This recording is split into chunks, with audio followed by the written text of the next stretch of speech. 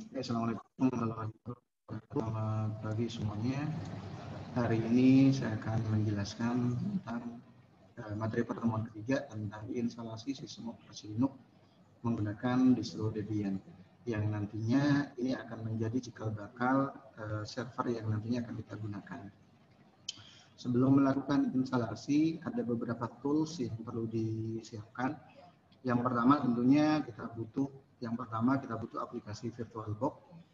Selanjutnya yang kedua kita butuh ISO Linux Debian 7.5 di satu sebagai server. Nah, untuk dua tools ini kalian bisa download di link yang sudah saya berikan di sini. Berikut satu lagi ISO Windows XP atau Windows 7, di mana ISO Windows XP dan Windows 7 di sini nanti akan saya gunakan sebagai klien. Jadi saatnya kita menggunakan sistem operasi Linux, kliennya kita menggunakan sistem operasi Windows. Selanjutnya untuk instalasi Linux ini kita menggunakan CLI, nggak menggunakan service tapi menggunakan CLI dengan ketentuan IP address yang saya gunakan 192.168.10.1. Selanjutnya subnet masknya 255.255.0, domainnya unsada.ac.id, hostname-nya saya menggunakan server, password rootnya 123 untuk password usernya. Nanti kita buat username dengan nama unsada, passwordnya 123. Bisa instalasi operasi Linux yang distro Debian. Buka VirtualBox kita. Selanjutnya kita buat mesin baru. Contohnya saya buat dengan nama Linux server. Contohnya saya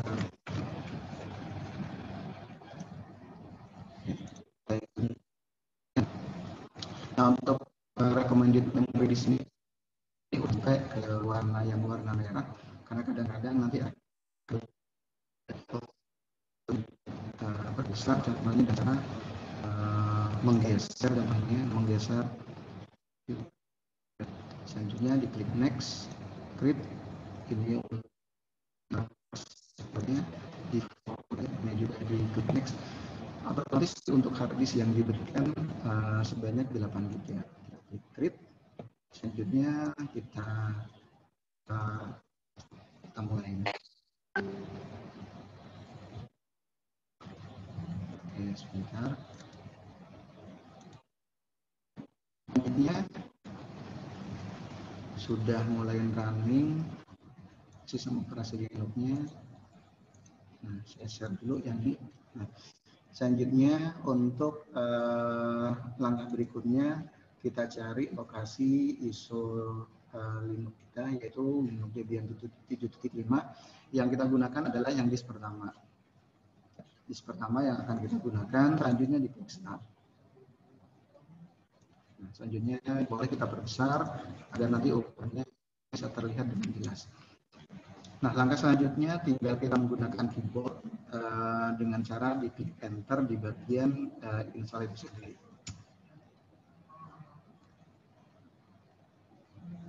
Kita tunggu tahap instalasinya.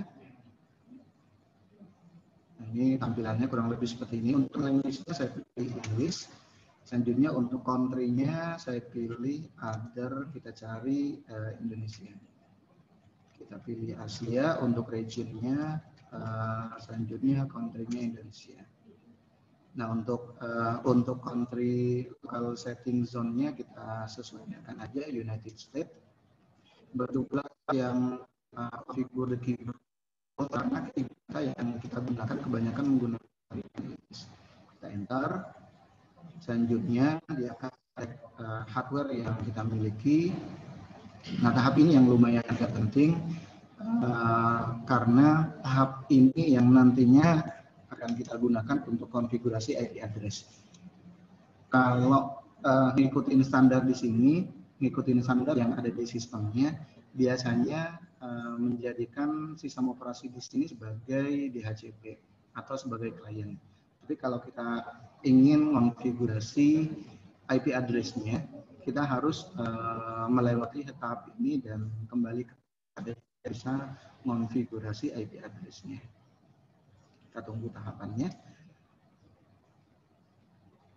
Oke, ini akan dicek hardware terutama LAN yang kita miliki.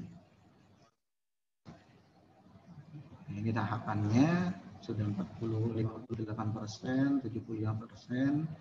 Nah, ini defaultnya biasanya DHCP. Cuman kalau kita ingin konfigurasi secara manual, kita harus go back dulu dengan cara tekan tab sampai nanti simbol go back-nya, tanda go back-nya berwarna merah. Selanjutnya kita tekan enter. Nah, kita pilih configure network manually, enter. Selanjutnya kita input IP address-nya 192.168.10.71. Selanjutnya di tab agar nanti masuk ke continue, di enter. Nah, netmasknya 255.255.0 di tab agar nanti fokus ke namanya tombol continue, saya di enter. Gateway-nya samain dengan IP servernya 192.168.10.1, klik continue. Name address-nya just continue. Langkah selanjutnya nanti kita konfigurasi hostname dari server itu sendiri.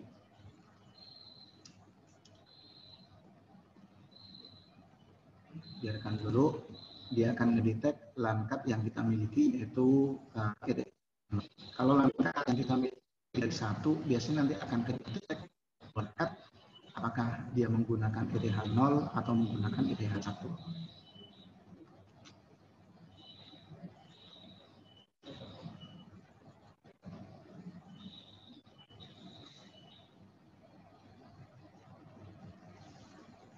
Lumayan agak lama tahapannya.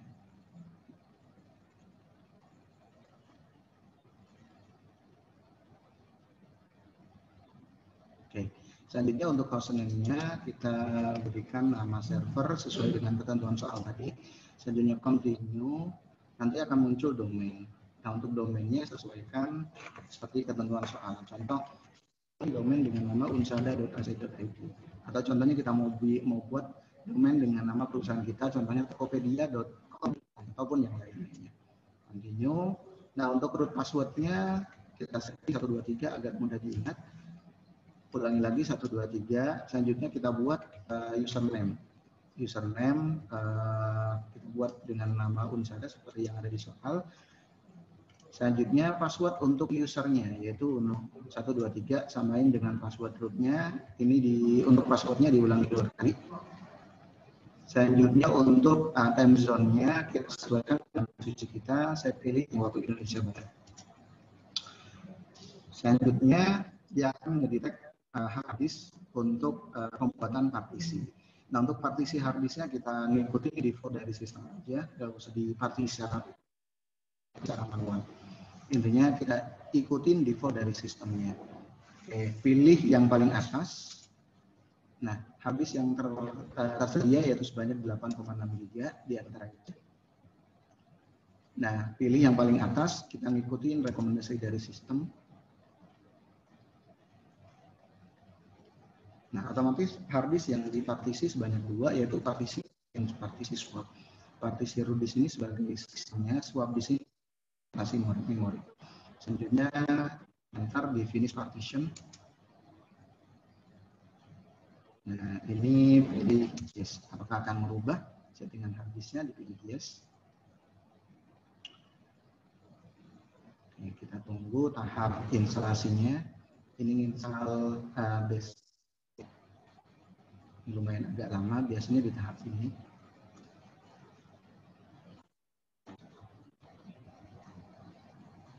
Baru 6%.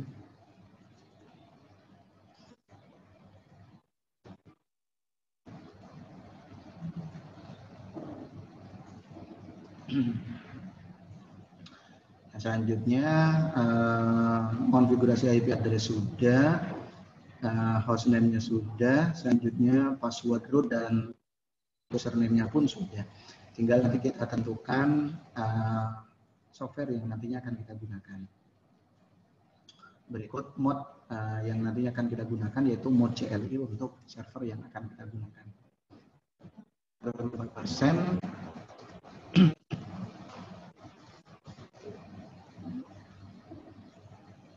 tahap ini yang lumayan agak lama tahap instalasinya kalau dibandingkan dengan tahap-tahap yang lainnya. Baru 40%.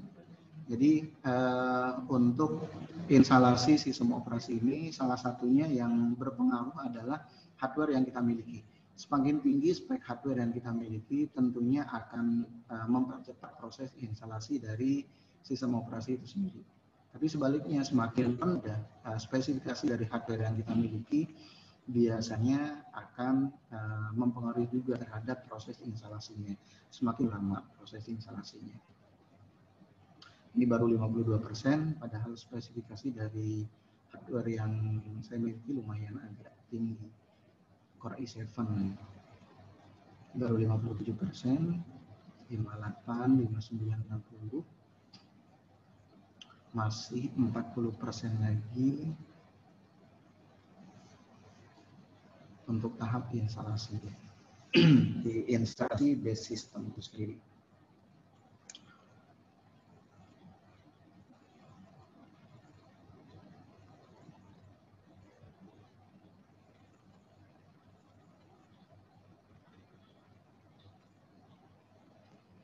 Perlu kalian ketahui untuk yang Debian Linux Debian 7.5 ini DVD-nya ada 3 DVD. Yang pertama disk 1, disk 2, dan disk 3.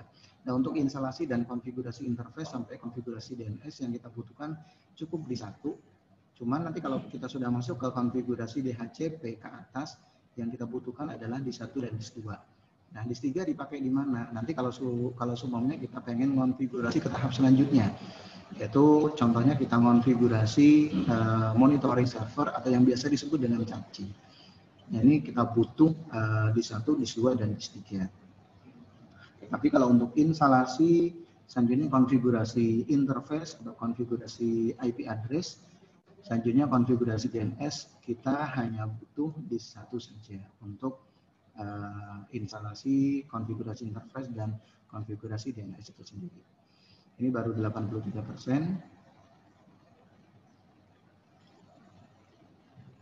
Kita sambil tunggu, tinggal 17% lagi untuk proses ini, proses installing the base system itu sendiri. Ini memang salah satu proses yang lumayan agak lama, terutama untuk instalasi di sistem operasi Linux itu sendiri, khususnya yang menggunakan distro Debian. Udah 93%. Kita tunggu 7% lagi.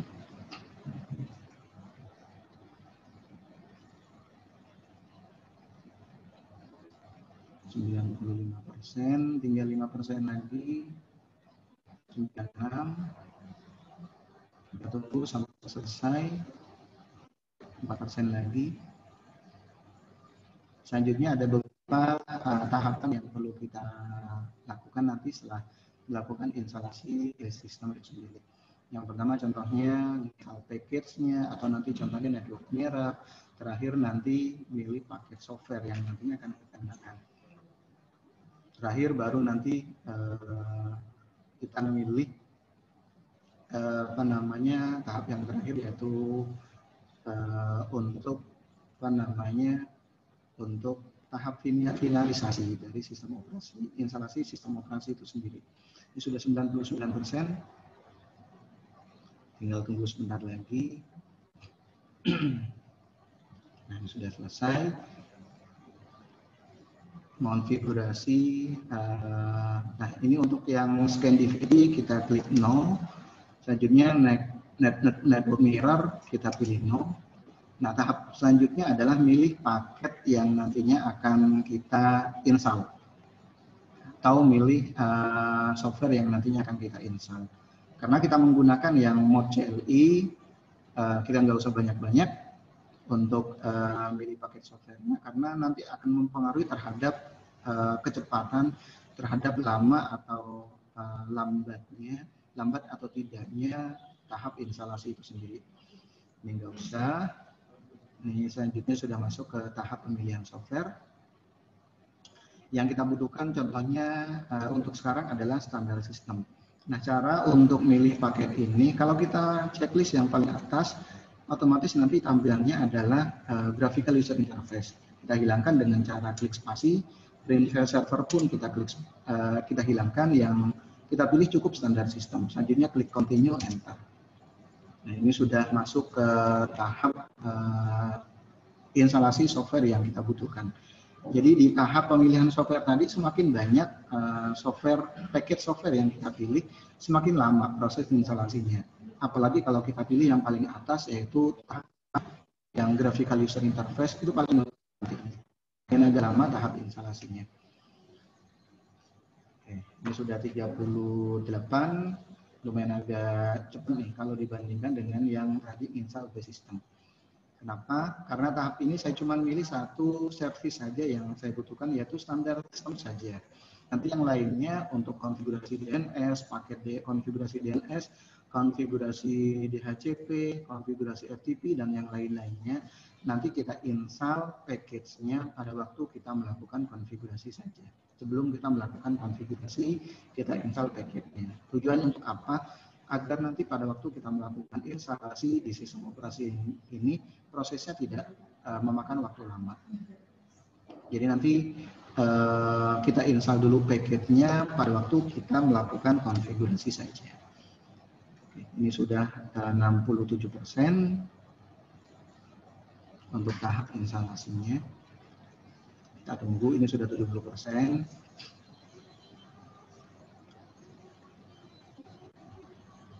Yang 74.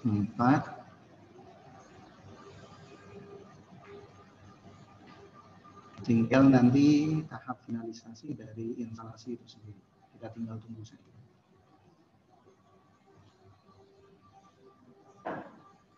Sudah 78% tahap instalasi kita. Selanjutnya tinggal kita tunggu.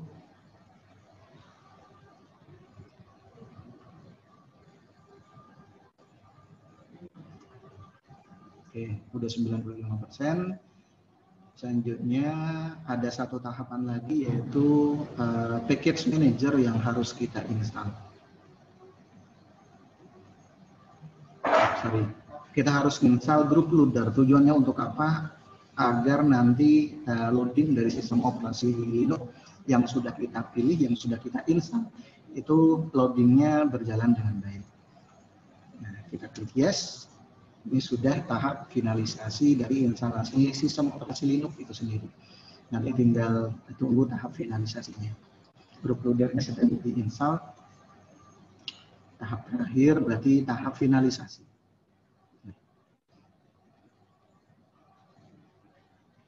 Kita klik continue. Ini sudah selesai tahap instalasinya, tinggal kita tunggu. Oke. Ini sudah masuk ke sudah loading. Nanti tampilannya seperti yang